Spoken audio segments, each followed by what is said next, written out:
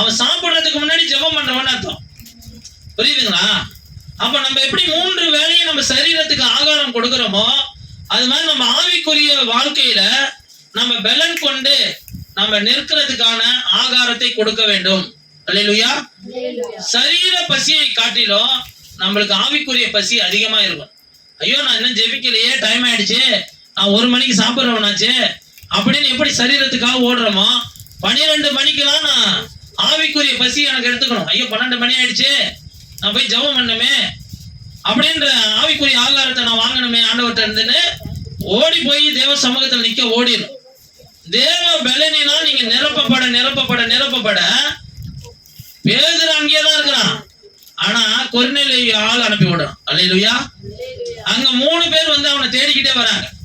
இந்த இடத்துல இருக்கிறான் பேதுரு, இவனை போய் கூப்பிட்டுட்டு வா, இவன் தேவ வார்த்தை தருவான், உனக்கு உரிய வார்த்தை தருவான்னு சொல்லி அனுப்பி விட்டார். அப்ப நீ சரீரத்துல பலமா இருக்க விரும்பாத, சரீர பலன் தேவைதான், ஆவிக்குரிய பலனை நீ முக்கியப்படுத்து. அல்லேலூயா. உன்னை பிரகாசிக்க செய்கிற காலம் வந்து விட்டதுன்னு சொன்னா நீ 3 வேளையும் நல்லா ஜெபிக்கிற ஒரு பலன் உள்ளவனாய் நீ மாற மாற மாற உனக்கு நான் தீர்க்க தரிசனமா சொல்றேங்க, உன்னை தேடி ஆத்துமாக்களை அனுப்பிவிட கர்த்தர் வல்லவரா இருக்கிறார். அல்லேலூயா. நீ பலவீனப்பட்ட நீ சரீரத்துக்குரியது இது கிடைக்கலையேன்னு சொல்லி கவலைப்படலாம். ஆனா மற்றவர்கள் உன் மூலமா ஆசீர்வதிக்கப்படுகிறதை யாராலும் தடுக்க முடியாது. அல்லேலூயா. நீ ஆசீர்வதிக்கப்படுகிறது கர்த்தருக்கு முக்கியம். உனக்காக பரலோகத்துல பொக்கிஷமா கர்த்தர் சேர்த்து வச்சிருக்கார். தன் ஜீவனையே அவர் உனக்காக கொடுத்திருக்கிறார். எத்தனையோ அழிந்து போகிற ஆத்துமாக்களை அழிவிலிருந்து காப்பாற்ற உன்னை தான் தெரிந்து கொண்டிருக்கிறார். அல்லேலூயா. ஆனா நீ என்ன செய்யக்கூடாது, ஆவிக்குரிய ஆகாரத்தை முக்கியப்படுத்தாம சரீரத்துக்குரிய ஆசீர்வாதத்தையே நோக்கி ஓடி பயணிச்சிடக்கூடாது. உனக்கும் இந்த உலகத்துக்கும் ரொம்ப தூரங்க.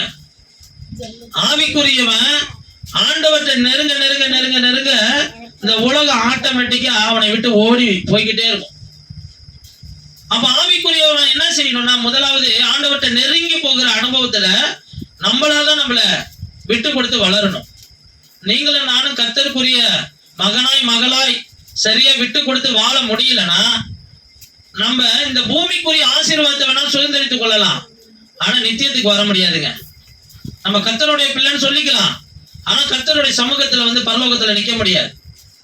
இந்த பூமியில வருகிற உபத்திரவத்தை கண்டு நீ பயப்படுகிற திகைக்கிற காரணம் என்னன்னா, ஒண்ணுகிட்ட ஆவிக்குரிய பலன் இல்லை. நீ இனிமேல் பயப்படுறதுக்காக பிறந்தவன் அல்ல, நீ திகைத்து போக பிறந்தவன் அல்ல, பிறந்தவள் அல்ல.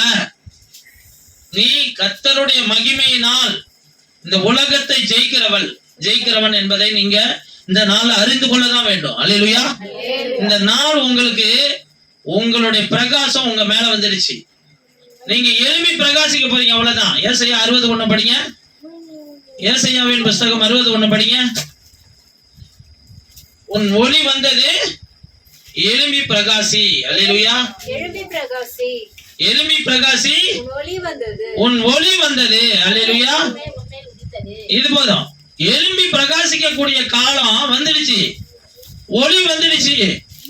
ஆனா நீ இன்னும் எழும்பாத படிக்க இருக்கிறன்னா காரணம் ஒன்னே ஒண்ணுதான், உன் பலனை பெற்றுக் கொள்ளக்கூடிய ஆலோசனை உன் இடத்துல இல்ல. இன்னைக்கு உன் பலனை பெற்றுக் கொள்ளக்கூடிய கர்த்தருடைய ஆலோசனை உனக்கு கொடுக்கிறார். எலும்பு ஃபர்ஸ்ட். நீ எழும்பாம உனக்குரியது எப்படி எழும்பும்? நீ உன் குடும்பத்துக்காக ஜெபிக்காம உன் குடும்பம் எப்படி ஜெபத்துக்கு நேரம் வரும்? நீ எழும்பி மக்களுக்காக போய் எழும்பி சுவிசேஷத்தை சொல்ல போகாம மக்கள் எப்படி உன் இடத்துல வருவாங்க? நீ ஜெபம் பண்ணாம ஆண்டவர் இடத்துல நெருங்காம உன்னிடத்தில் மக்கள் எப்படி நெருங்குவாங்க? நல்லா யோசிச்சு பாருங்க. கர்த்தர் வந்து எதையுமே ஒரு ரூல் அண்ட் ரெகுலேஷன்ல தான் கொடுக்குறார்.